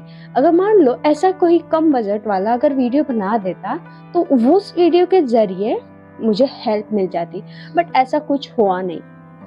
तो मैं चाहती हूँ जैसे मुझे हेल्प मिली है वैसे आप सभी को हेल्प मिले। वहाँ जाके जैसे मेरा स्टेशन में 2 घंटा वेस्ट हो गया वैसा किसी का भी ना हो, क्योंकि अब अगर क्या है, ट्रेन का कोई भरोसा नहीं है। अब मेरी ट्रेन हमसफर ट्रेन ने 5 घंटा लेट छोड़ा था, सोचने समझने का कोई टाइम नहीं बचा था। इसीलिए आप जब यहाँ आओगे तो आप मेरा वीडियो देख के आना ताकि आपको आसानी से रूम मिल जाए। जैसे मैंने 2-3 रूम देखी, ऐसे नहीं कि यही डॉर्मेट्री देखी है, मैंने 2-3 रूम देखा है। जैसे ही आप रेस्टोरेंट में जाते हो ट्रेन के पास वाले ढाबे में, तो वहाँ हर चीज़ में मेनू भी रहता है, रूम का भी मेनू रखते हैं वो। तो मुझे वहाँ की रूम एज अ फीमेल मुझे वो रूम ठीक नहीं लगी, क्योंकि वो 2nd फ्लोर पे थी और एकदम घूमस था, वहाँ पे कोई आता जाता नहीं है, तो इसीलिए वो बंद था। तो मान लो कभी कुछ अचानक हो जाता है तो आपको सीढ़ियाँ उतर के भागने में कितना देर लगेगा। अभी ये क्या है, डॉर्मेट्री जहाँ मैं रह रही हूँ KGN वाली, वो ओपन स्पेस है। अगर मान लो कुछ ऐसा हादसा होता है, ऐसा नहीं होता है, बट अचानक टाइम नहीं बता सकते ना, तो ये तो ओपन स्पेस है तो हम अपना बचाव कर सकते हैं। तो मुझे इसीलिए ये रूम बहुत ही ज़्यादा अच्छी लगी, कम पैसे वाली थी और टाइमिंग का भी कोई दिक्कत नहीं था। और सबसे अच्छा यहाँ के जो स्टाफ है शेखर सर, उन्होंने बहुत ही ज़्यादा सपोर्ट किया मुझे, तो उसके लिए मैं उनका भी धन्यवाद कहूँगी। और आप ज़रूर यहाँ आइए और यहाँ का एक्सपीरियंस मुझे ज़रूर शेयर कीजिएगा। Thank you. तो ये रहा दीक्षा भूमि का फ्रंट। अच्छा, यहाँ पे ही बस स्टॉप है दीक्षा भूमि नाम से। ये रहा